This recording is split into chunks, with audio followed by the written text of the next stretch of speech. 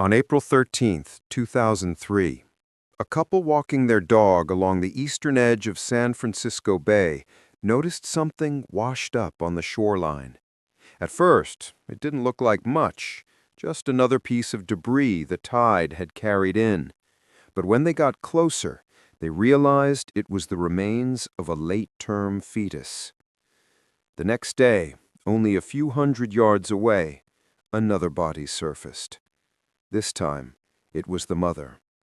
The woman had been missing for 4 months, and the man the world once believed was a grieving husband was about to become the prime suspect in a case that would captivate and divide the entire country.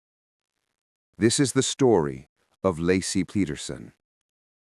Welcome back to the channel. If you're new here, we break down real true crime cases with facts, storytelling, and deep research. Today's case is one of the most infamous in modern American history.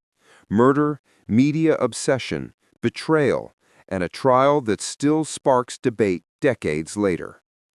Before we begin, make sure to subscribe if you want more true crime stories like this one. Now, let's go back to where it started. In 2002, Scott and Laci Peterson seemed like the kind of couple people envied. They lived in Modesto, California, a quiet, middle-class area known for its suburban calm. Scott was a salesman. Laci taught elementary school and loved gardening, cooking, and preparing for the upcoming arrival of their first child, a boy they had already named Connor. Friends described Laci as warm, energetic, and excited to become a mother. Scott was described as polite, charming, and easygoing. To the outside world, they looked like a couple with a perfect future. But on the morning of December 24th, 2002, Christmas Eve, that future vanished. According to Scott, he left the house around 9:30 a.m. to go fishing alone at the Berkeley Marina, more than 90 miles away. Laci, who was 8 months pregnant, planned to run errands, walk the dog, and visit her mother later in the day. But she never arrived, she never called, and she never returned home. That evening, Scott called Laci's mother, saying he couldn't find her. Within hours, police were notified, and the search began. The Modesto community mobilized overnight. Hundreds of volunteers helped. Flyers were printed. Candlelight vigils were organized. The media arrived almost immediately. A pregnant woman missing without a trace is the kind of story that spreads fast. At first, Scott appeared to cooperate. He gave interviews, attended searches, and tried to look like a man desperate for answers. But as days passed, investigators noticed something troubling. He didn't act like a frantic husband. He didn't seem emotional, panicked, or afraid. Instead, he was calm, controlled, almost rehearsed. His story had gaps. His timeline shifted. His demeanor raised questions. But investigators didn't have proof, yet. The real turning point came not from police, but from a woman named Amber Frey.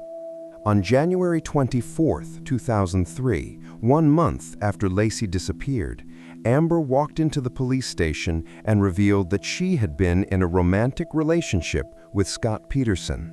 A relationship he had started just weeks before Laci went missing. A relationship where Scott told her he was single, and later that he had once been married, but his wife had died. He said this before Laci was even missing.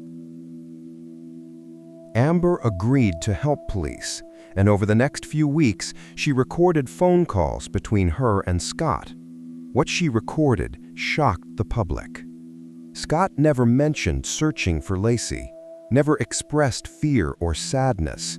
Instead, he flirted, made future plans, and tried to keep the affair alive while claiming to be devastated in front of cameras. The mask was slipping.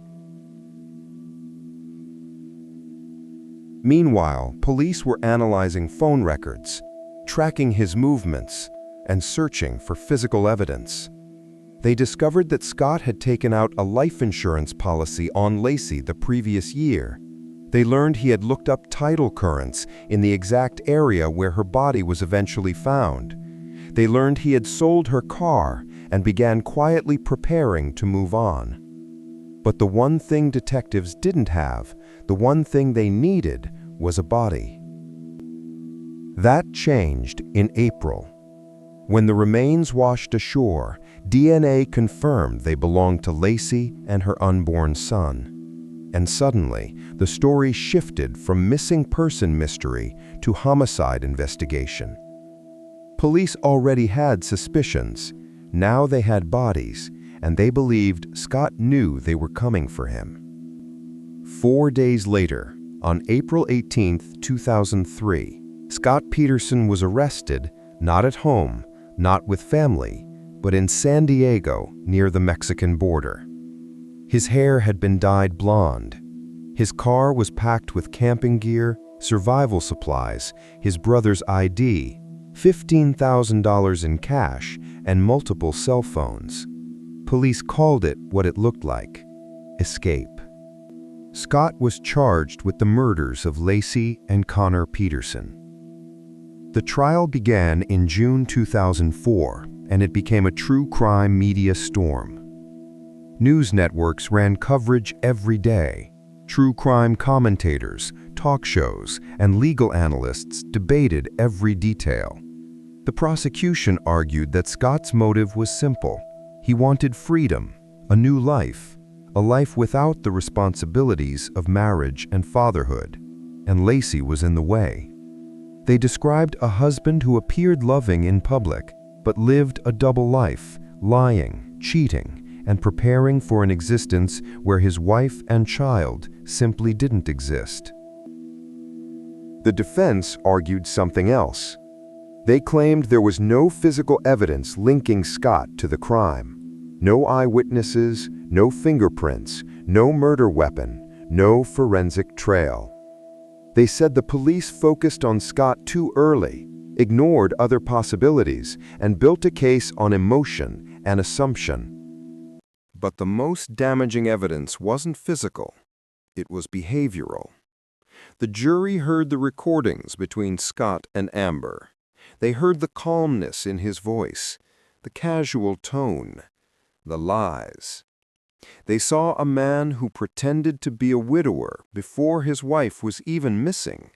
A man who told Amber he was spending Christmas in Paris while he was really attending Laci's candlelight vigil. It wasn't one moment that convicted Scott Peterson. It was all of them. On November 12, 2004, after 7 days of deliberation, the jury returned with a verdict. Guilty of first-degree murder for Laci. Guilty of second-degree murder for Connor. A month later, he was sentenced to death. For Laci's family, the verdict brought justice. For Scott's supporters, it fueled controversy. And for the public, it raised a question still debated today. Can a man be convicted of murder without direct physical evidence? For nearly 20 years, Scott Peterson sat on death row in San Quentin State Prison. But in 2020, the California Supreme Court overturned his death sentence, not because he was found innocent, but because juror selection had been flawed. His conviction, however, still stands. As of today, Scott Peterson is serving life in prison without parole. His appeals continue. Supporters still argue the evidence was circumstantial. Critics still argue the verdict was inevitable. And true crime audiences still study the case, searching for answers in a story where the truth feels at once obvious and forever contested. But no matter the legal debates, the core of the story remains the same. A young woman, a child who never lived, and a family that lost everything. And somewhere beneath all the theories, interviews, timelines, and court filings is the most haunting question of all. How well do we ever really know the people closest to us? Do you believe Scott Peterson was guilty based on the evidence presented? Or do you think this case was built more on behavior than proof? Let me know what you think in the comments. If you found this breakdown interesting, make sure to like the video, subscribe, and turn on notifications so you don't miss the next true crime deep dive. Thanks for watching, and stay safe.